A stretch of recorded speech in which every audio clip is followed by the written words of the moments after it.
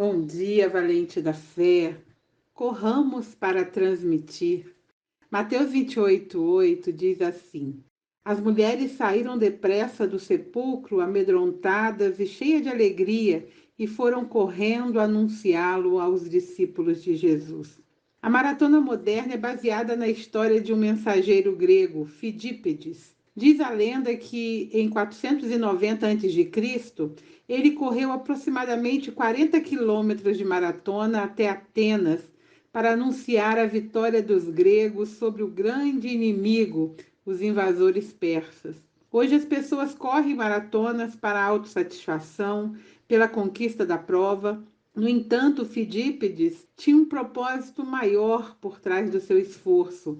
Cada passo seu era executado por pura alegria de transmitir boas notícias aos seus patrícios. Provavelmente 500 anos depois disso, duas mulheres também correram para transmitir a mais importante de todas as notícias da história.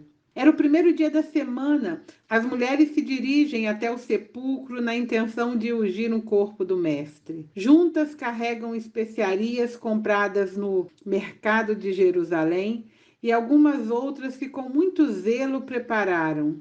Durante o percurso, a conversa sobre como seria bom se Jesus estivesse vivo recordam momentos compartilhados com aquele que lhes despertou o verdadeiro dom de amar. Mas as mulheres tinham alguns temores. Segundo o evangelista Marcos 16:3, diz assim, elas diziam umas para as outras: quem nos revolverá a pedra da porta do sepulcro? É admirável a determinação das discípulas de Jesus. Elas sabiam que podiam encontrar guardas romanos à entrada do sepulcro, impedindo-as de completar a missão. Sabiam que na rocha virgem preparada para repouso do Messias existia uma entrada lacrada com enorme pedra pesada, cuja remoção dependia de força física que apenas os homens teriam.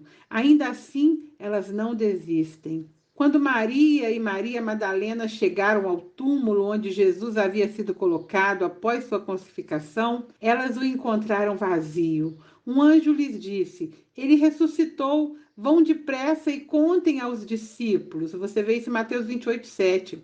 As mulheres assustadas, mas cheias de alegria, correram para transmitir aos discípulos o que tinham descoberto.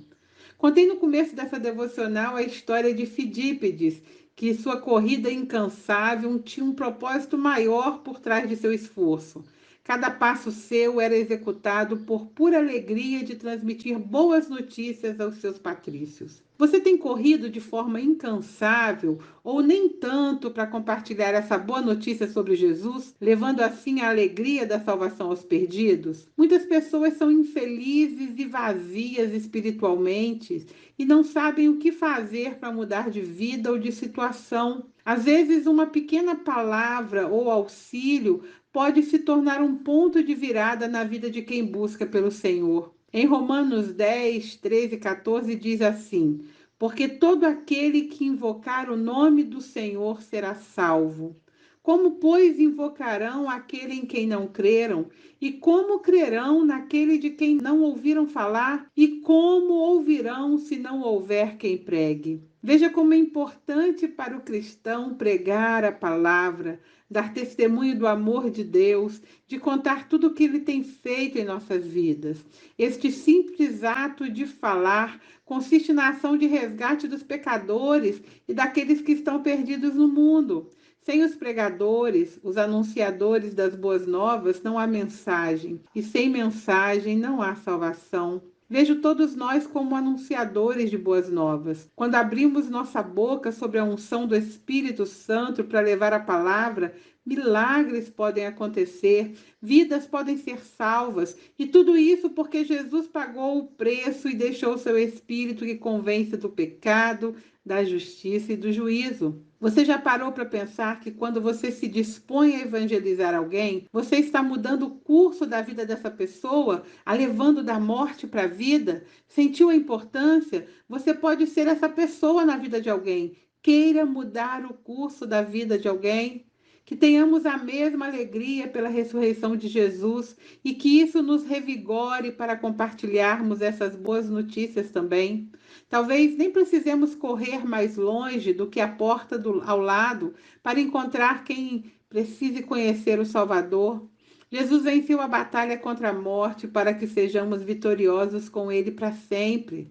Lucas 24:5, finalzinho do versículo, diz assim: Porque vocês estão procurando entre os mortos aquele que vive? Convido você a uma reflexão. Onde você tem procurado por vida? Tem procurado no meio dos mortos ou em meio a objetos sem vida? Mude de direção. Apocalipse 3:20 diz: Eis que estou à porta e bato. Se alguém ouvir a minha voz e abrir a porta, entrarei em sua casa e cearei com ele e ele comigo.